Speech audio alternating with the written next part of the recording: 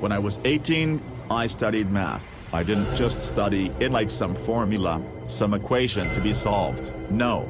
I was captivated by the beauty of numbers.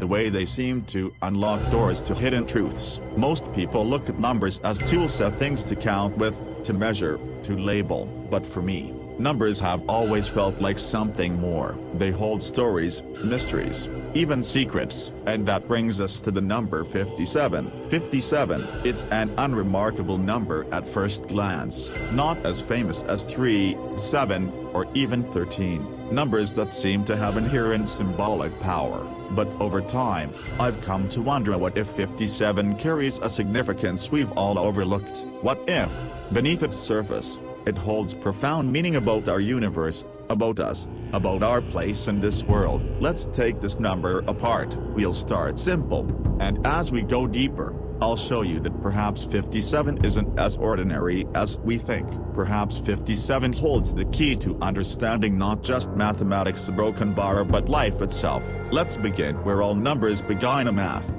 57 is an odd number. It's the product of two primes, 3 and 19. Prime numbers are often seen as the building blocks of mathematics, indivisible, pure. There's something beautifully simple yet complex about the relationships between these two primes. Think about it for a moment. A 3, a number associated with harmony, balance, and connection. And 19, a number that some believe represents initiation and transformation. So what does that make 57? Could it be the intersection of harmony and transformation, a point where balance meets change? It's easy to overlook this, but consider. 57 stands at the crossroad of something fundamental in the structure of numbers. It's neither overwhelmingly large nor notably small. It's perfectly in between, a threshold. Could it be that 57 represents more than just an ordinary sum, but a gateway between different states of being? Numbers have always been deeply intertwined with philosophy. Pythagoras, the ancient philosopher, believed that numbers govern the universe, that behind every phenomenon, every natural law, there were numbers, perfect, eternal, unchanging. Plato, too, spoke of numbers as ideals, as representations of a higher reality beyond our perception. So where does 57 fit into this philosophical landscape? Pythagoras believed numbers were not just mathematical tools, but metaphysical truths. According to him, numbers are vibrations, frequencies that resonate within the universe. What if each number is a frequency that can align with our own internal energies? And 57, a seemingly simple number, is a hidden harmonic in the fabric of existence.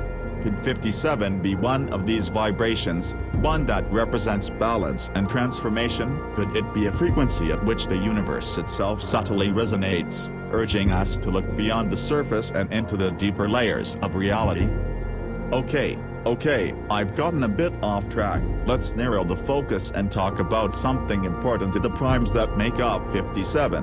Why is 3 and 19 so significant when we talk about this number? At first glance, these are just two numbers, but when we break it down, they carry their own unique philosophical weight. Let's start with 3. It's everywhere. This number is one of the most universally significant. Think about it.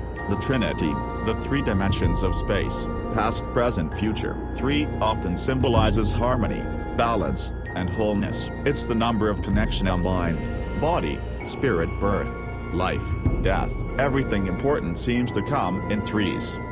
Now, here's something unexpected. There's another meaning behind 57, one that ties it to pop culture in a peculiar way. You may know him as Heinz Doofenshmirtz, the somewhat hapless yet lovable villain from Phineas and Ferb. Heinz Doofenshmirtz. What makes him interesting aside from his wacky inventions and bizarre backstory is this: his head is shaped like a triangle. Remember when I said that everything comes in 3s? Triangles have 3 corners, 9 sides. And if we think about Doofenshmirtz as a symbol, as a character who's constantly in a state of trying and failing to transform his world, he's constantly pushing for change.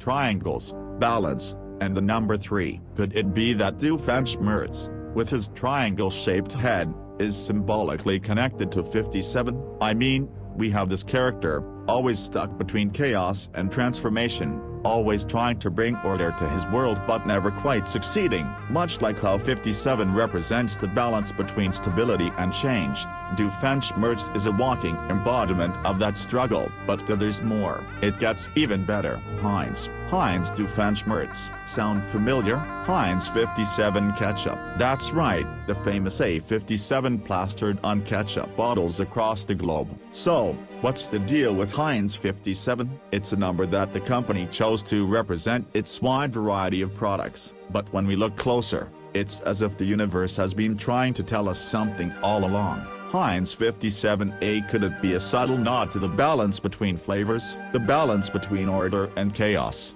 Between the sweet and the savory? Doofenshmirtz, the triangle head. Heinz 57 ketchup. Triangles, balance, transformation. It's all connected, isn't it? Could 57 be whispering to us through pop culture, through everyday products, reminding us of the delicate balance we all walk between harmony and change? Maybe it's not just coincidence. Maybe Heinz Doofenshmirtz and Heinz 57 are telling us the same story about life's unpredictable balance, about transformation always being just one step away.